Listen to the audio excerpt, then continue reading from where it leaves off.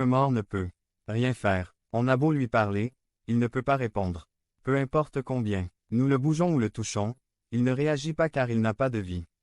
L'Écriture ici nous dit donc que les signes vitaux de la personne, que la preuve qu'elle est vivante, que la marque qu'elle est passée de la mort à la vie par la grâce de Dieu en Christ est précisément de savoir si elle est aimante ou aimante, pas.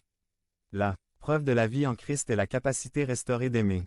Par conséquent, celui qui n'aime pas signifie qu'il n'a pas de signes vitaux spirituels.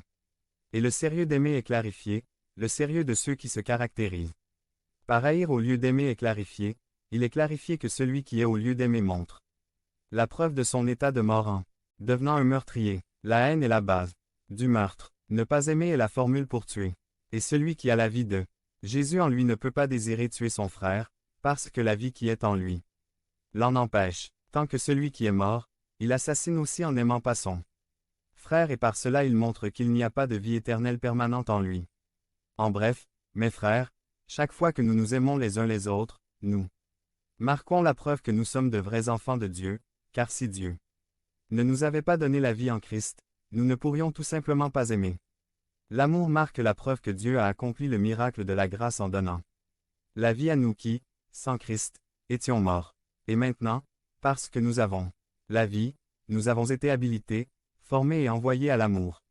L'amour fait la différence avec le monde, l'amour fait la preuve devant le monde. Mais il existe une troisième réalité concernant l'amour chez les enfants de Dieu. Mes frères, en tant qu'enfants de Dieu, l'amour marque la mission envers le monde. 1 Jean 3, 16 à 17. Nous savons par ceci ce qu'est l'amour, que Jésus-Christ a donné sa vie pour nous. Nous devons donc nous aussi donner notre vie pour nous. Frères, 17 Si quelqu'un qui possède des biens matériels voit que son frère est dans le besoin et n'a aucune compassion pour lui, comment peut-on dire que l'amour de Dieu habite en lui? L'apôtre nous montre l'essence de tout. Cette histoire de l'amour comme notre marque, en tant qu'enfant de Dieu n'est pas quelque chose que nous avons inventé.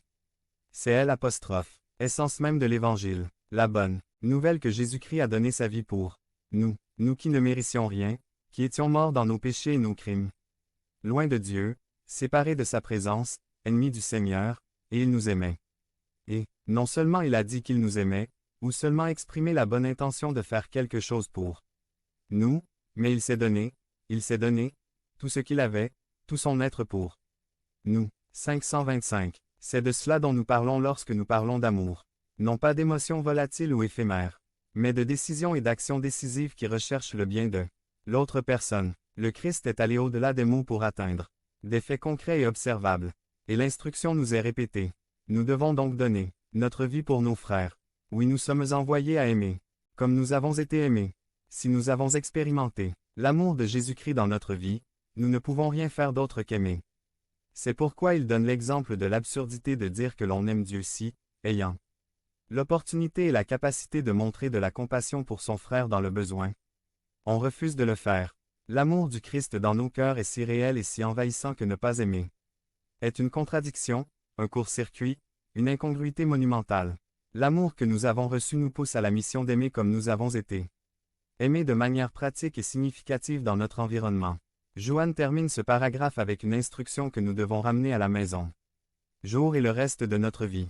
1 Jean 3, 18 Chers enfants, n'aimons pas par des paroles ou des paroles, mais par des actes et par la vérité. Après tout ce qui nous a été dit dans ce chapitre 3, à commencer par le fait que nous avons été aimés d'une manière particulière par Dieu pour nous avoir fait ses enfants. Et qu'il a mis sur ses enfants sa marque qui doit les caractériser comme aimants, les uns les autres, parce que cela marque la différence avec le monde, l'évidence devant le monde. Et la mission envers le monde, maintenant il dit, vous êtes enfants de Dieu, aimés par les actes et, en vérité. Alors mes frères, cette exhortation s'adresse aux enfants de Dieu. Aimons par les actes et en vérité. C'est pourquoi la justice et la miséricorde sont essentielles. Pour nous, enfants de Dieu. Puisque l'amour est la marque des enfants de Dieu, ouvrons intentionnellement les yeux sur les besoins qui nous entourent dans notre famille, notre Église, notre ville et notre pays. En tant qu'individu, en tant que famille, en tant que petit groupe, en tant qu'Église, soyons sensibles aux opportunités quotidiennes que nous avons des apostrophes. Aimer comme nous avons été aimés en recherchant la justice et en atténuant les besoins des personnes qui nous entourent. Pendant que vous écoutez ceci, une personne, une famille, Une circonstance vous est sûrement venue à l'esprit qui a touché votre cœur à plusieurs reprises et peut-être qu'une pensée ou une intention de faire quelque chose à ce sujet vous est venue à l'esprit. Aujourd'hui, le Seigneur nous dit d'aimer par les actes et en vérité. Quelle sera la prochaine étape que Dieu veut que vous fassiez? Quelle sera cette étape qui sera le passage de l'intention à l'action? Si vous le savez déjà, alors mettons-nous au travail, commençons. Vous avez été aimé du Père et son amour vous permet d'apostrophe. Aimez en acte et en vérité pour la gloire de Dieu. 526. Devenez membre de la chaîne et soyez un instrument de la parole de Dieu. Ne manquez pas cette opportunité d'avoir un impact sur des vies. Cliquez maintenant sur le lien dans la description et aidez-nous à diffuser la parole de Dieu. Qui est mon voisin? Par Wilbur Madera Rivas. Résumé. Être un bon voisin, c'est suivre les traces de Jésus-Christ.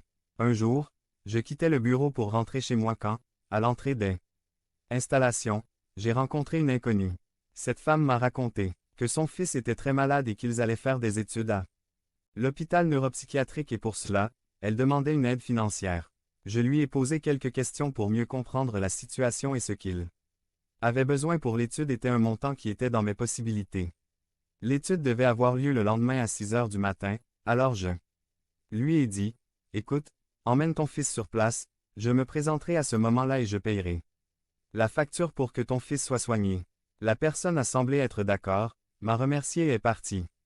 Le lendemain matin, j'ai dû prendre des dispositions familiales pour modifier la routine quotidienne. Et je me suis présenté très tôt sur place et j'ai attendu à la porte de l'immeuble pour pouvoir retrouver la femme et son fils. Et 5, 10, 15, 30, 45 minutes se sont écoulées et aucune trace de la personne. Après presque 1 heure d'attente, j'ai décidé d'aller à la réception du lieu et de demander si une étude était prévue pour un enfant ce matin-là et la réponse qu'ils m'ont donnée a été qu'une telle étude n'était pas réalisée à cet endroit. Et je dois dire avec tristesse qu'il ne s'agit pas d'un cas isolé d'apostrophe. Inconnu s'approchant de l'église pour demander de l'aide. Décidément, des expériences comme celle-ci vous découragent d'aider ou de penser aux besoins matériels des autres. Pourquoi vouloir aider ceux qui en ont besoin? Pourquoi s'impliquer en cherchant à améliorer la vie de la communauté qui nous entoure? Comment pouvons-nous nous impliquer, en tant que chrétiens pour que la qualité de vie des personnes dans nos communautés soit meilleure, plus juste, plus équitable, plus digne?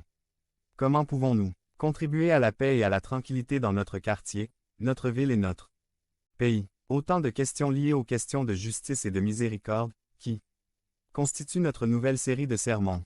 Ce mois-ci, nous réfléchissons à notre rôle en tant que chrétiens pour rechercher la justice autour de nous et la pratique de la miséricorde envers les nécessiteux, les dépossédés, les malades, les abandonnés, les faibles, les vulnérables.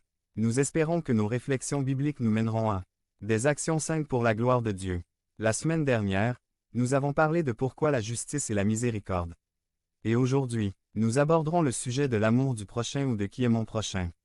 Cela peut paraître évident, mais ce n'est pas le cas. 527. Nous devons reconnaître qu'en tant qu'Église évangélique, nous en sommes à peine à nos balbutiements. Sur ces questions, nous commençons tout juste à prendre un peu plus conscience de l'importance d'investir nos vies, nos ressources et notre temps pour assurer une vie meilleure à notre ville et alléger les besoins matériels et physiques des autres. Je crois qu'il existe des idées fausses qui ont retardé le développement de ces domaines au sein de l'Église évangélique du Mexique. L'une d'elles est de voir la personne selon un dualisme anthropologique, c'est-à-dire que la personne est considérée comme étant réellement l'aspect spirituel de la personne et que l'aspect matériel est, au mieux, accessoire ou secondaire. L'important est que son âme soit sauvée.